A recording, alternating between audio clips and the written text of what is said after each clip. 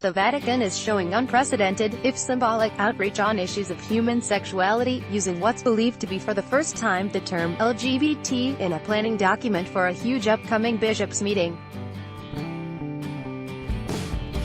Vatican officials also invited to speak at a second global meeting a prominent advocate for LGBT people, something some gay Catholic groups say has never been done.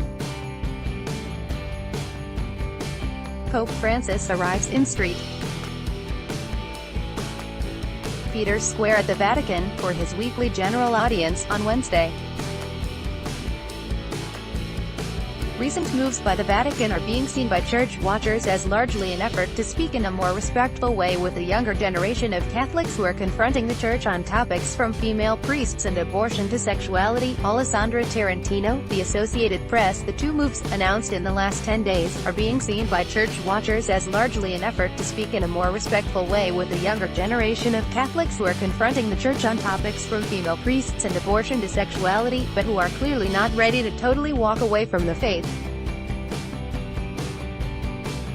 The efforts related to the Synod of Bishops on Young People, in October, and the World Meeting of Families, in August, are part of an explicit push by Pope Francis's church to say, we have to pay attention to this whole LGBT reality, especially for those who have chosen to remain in the church, said Rev. Thomas Rosica, who has often served as an English assistant to the Vatican press office.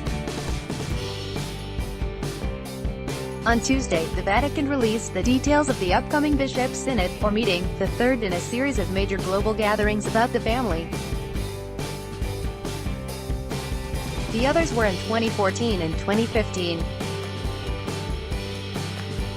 Article continued below. While the document was released only in Italian, the National Catholic Reporter noted it was the first time the acronym was used. The Catholic Church has in the past formally referred to gay people as persons with homosexual tendencies, the reporter said. Rosica agreed it was a first but said, they're just using the lingo young people use. There's nothing earth-shattering. Vatican spokesperson Paloma Garcia Ovejero declined to comment on the reason for the adoption of the acronym beyond saying, I guess there's no specific answer. It's just the result of so many proposals and will be used as a tool for discussion. Vatican spokesperson Greg Burke did not return a request for comment.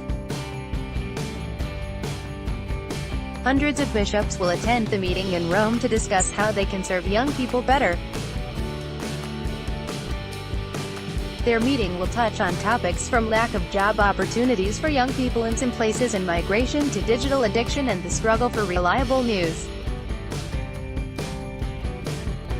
Article continued below. In a section of the Synod outline called The Body, Affectivity and Sexuality, reports the Catholic Reporter, it states, sociological studies demonstrate that many young Catholics do not follow the indications of the Church's sexual moral teachings.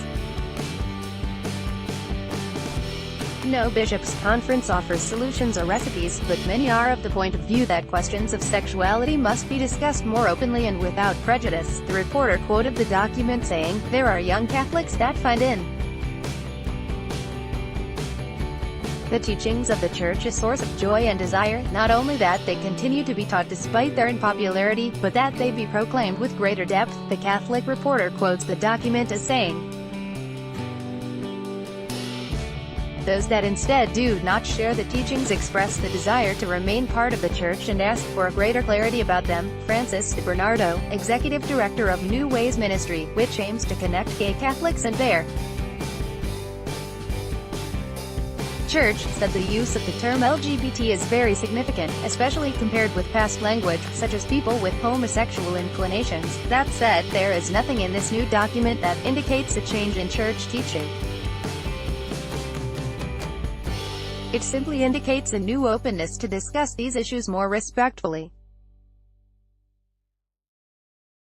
How they actually conduct the Synod, and, more importantly, what the final Synod document will say, is much more important than these developments, he wrote in an email.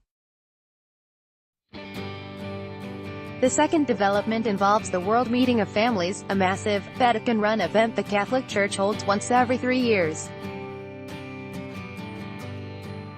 The last time it was held, in 2015, Pope Francis was in Philadelphia.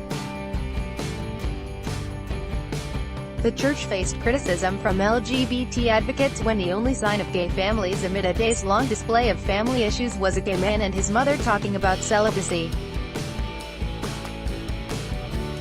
8 days ago, the Vatican announced details of the next World Meeting, August 21–26, in Dublin. Among many other speakers will be Rev. Jim Martin, a New York City Jesuit popularly known as Stephen Colbert's pastor, but within the church is a fierce advocate for positive images and engagement with gay Catholics. Martin will be the first speaker at a world meeting on positive pastoral outreach to LGBT people, the Associated Press reported. Martin, author of Building a Bridge, about Catholic outreach to the LGBT community, has had several talks cancelled in the United States in recent months because of pressure from conservative groups who oppose his call for the church to better accompany gay Catholics, the AP reported.